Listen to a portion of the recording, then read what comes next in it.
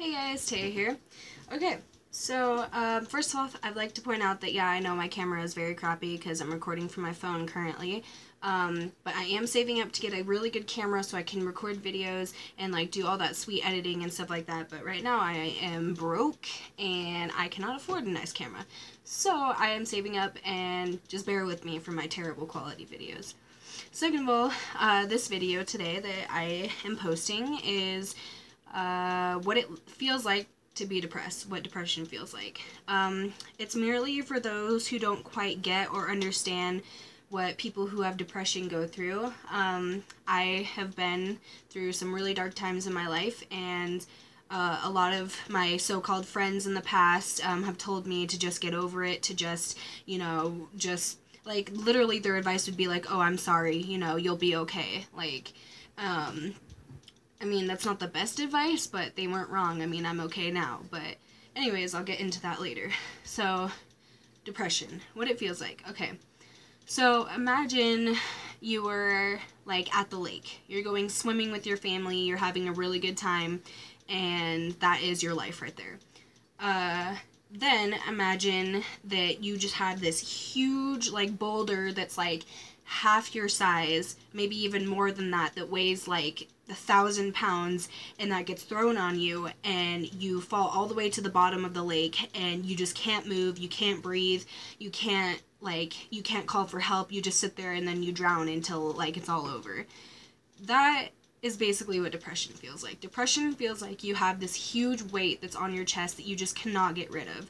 Like, you are constantly just down in the dumps, like, you just feel like you can't breathe, you can't call out for help, like, you're basically all alone fighting, depression, and it honestly really, really sucks. Social media really sucks when it comes to depression because people will try to reach out, people will try to, ask for help, they'll try to, like I said, they'll try to reach out to people, and some people will either, retaliate and fight, and, like, post really bad comments and, like, say, oh, you're emo, you cut yourself, all that stuff, like, something's wrong with you, you're weird because you're not happy and all that stuff. But let me tell you that that's really not okay to tell someone that. Like, I know that there's people out there that are gonna watch this and they're probably gonna, post a comment like, oh, haha, you're emo, blah, blah, blah, stuff like that. But really, honestly, that's just super not okay. Like, I can understand that there's people who have never been depressed and they don't quite understand what goes through our head, but that doesn't give you a right to, try to, pick out every little detail that's wrong with us and let us know, because we know what's going on. We know that it's not, it doesn't feel okay to be depressed, but it's a mental thing that it's really hard to deal with. I'd like to start what am I saying? I'd like to say a story of the journey I've been on with depression. 3 years ago, I was 15. I decided that I wanted to be a rebel. I was like, I'm not listening to my mom. I'm not doing anything. I'm gonna run away. I can't stand this anymore. And honestly, a lot of that had to do with the people that I was hanging out with. The people that I was hanging out with were highly depressed. They, self-harmed, they talked about suicide, like, their Tumblr pages, Facebook pages were just filled with depression stuff, and that was one of the reasons why I just, fell into that hole, is because I decided that it would be, cool to follow them and be like that and all that. And then another thing is that I started finding reasons as to why I was actually depressed, and it honestly sucked. Like, I had a lot of self-image issues, like body issues. Like, I used to be close to 200 pounds, and I honestly ate my feelings away. I couldn't, like, when I looked at myself in the mirror, like, how, like, when you're waiting for the shower to heat up and you're just looking at yourself in the mirror while you're, like, naked and all that stuff, I just would look at myself and I would look away because I would be so disgusted at myself. Like, I couldn't, bear, I hated my stomach, I hated my thighs, and then not to mention my scars were, on my legs and my arms, and I just was sitting there and I was like, who am I? Like, what have I become? I hated myself. I thought I was ugly, so that's why I always, just like put makeup all over my face, and like it was just really bad, like the raccoon eyes, just all that stuff. Yeah, I had a scene phase.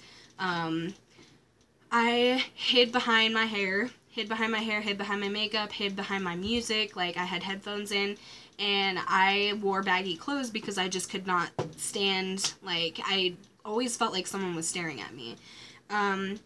So then I took the initiative to, how do you say that? Initiative. Yes, initiative. I took the initiative to lose weight. So I lost about like 30 pounds. I think I'm like, yeah, I'm like 163 right now. I mean, I'm really fit. Like, my tummy is still a little bit chubby, but whatever. I mean, I've learned to love my body.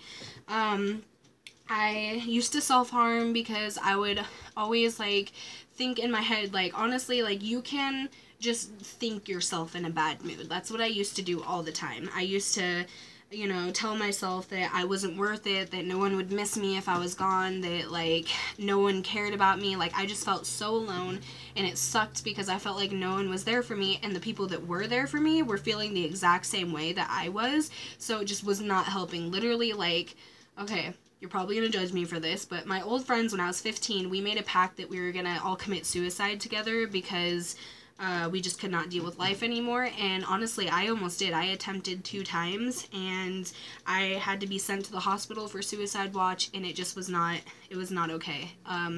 Another thing is you got to think of how it could impact your family and your friends. I had one really good friend that wasn't super depressed. Like, she was always there for me, but I would always push her away with my, you know, sadness. And my family were always like, okay, we have to remove everything sharp from your room. You can't have your door closed. You can't do anything.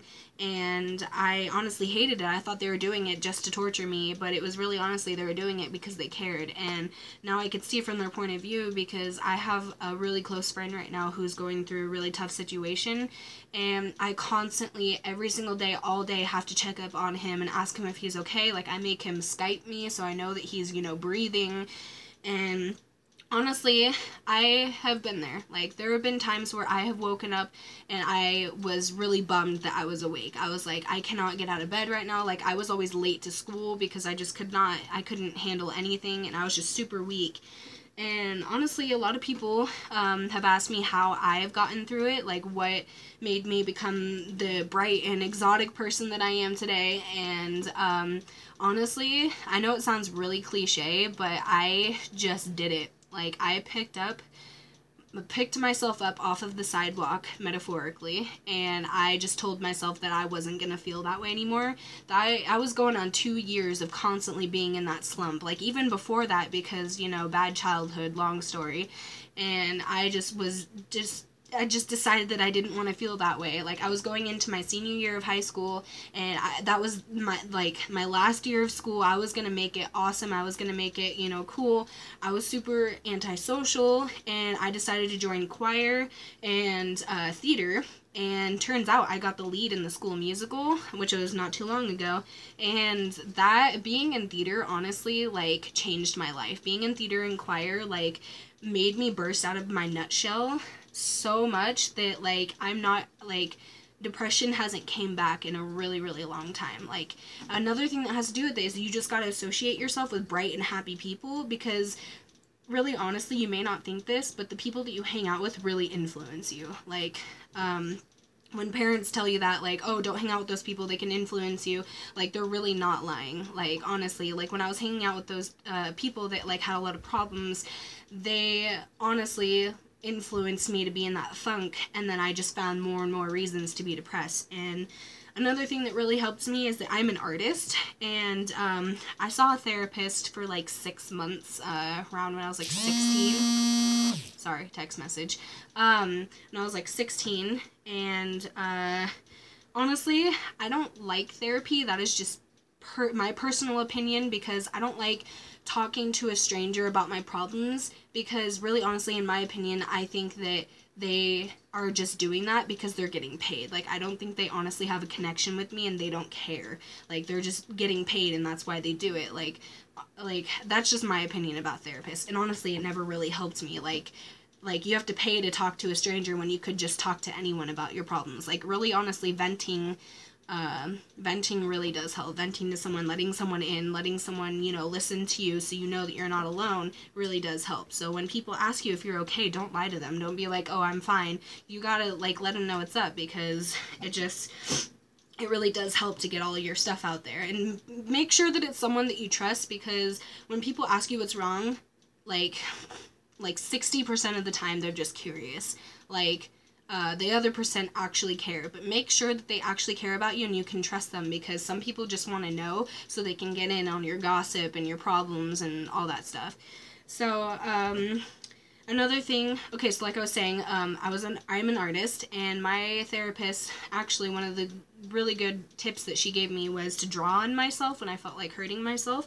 So, like, all the time I would, like, you know, I honestly thought I had ink poisoning because I drew on myself so much, but it really did help. I took a Sharpie, I drew a bunch of designs all over my legs and arms, and it was honestly really awesome. I was like a canvas. It looked like I had tattoos. And, I drew, and music has always been a huge part of my life. Like, I'm a musician, I play piano, and I sing, and I've been doing that since 7th grade, and I'm self-taught piano. And basically what I would do is that I would just put my headphones in and just listen to a song and try to interpret it on a piano, and that would keep me so occupied that I would even forget what cutting was. Like, that's honestly what happened. Okay, so to wrap this up so this video is not extremely long, word of advice that I would love to give is don't ever feel like you're alone. Like, there's people out there that are going to be watching this that feel like they really don't have anybody, but let me tell you that suicide is not the way out.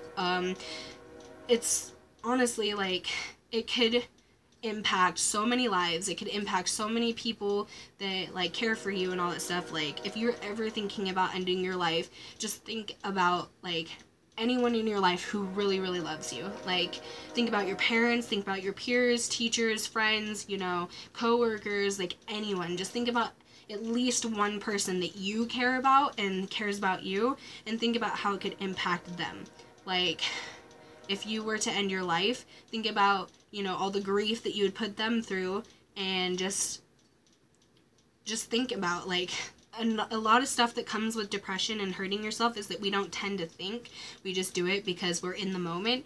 But let me tell you that it does get better. It's temporary, and I know that some people might get offended by me saying that and be like, oh, well, it's never gonna get better. I've been feeling like this for a really long time. Trust me, my depression started when I was 10 years old. That was 8 years ago, and I just started getting better like a year and a half ago.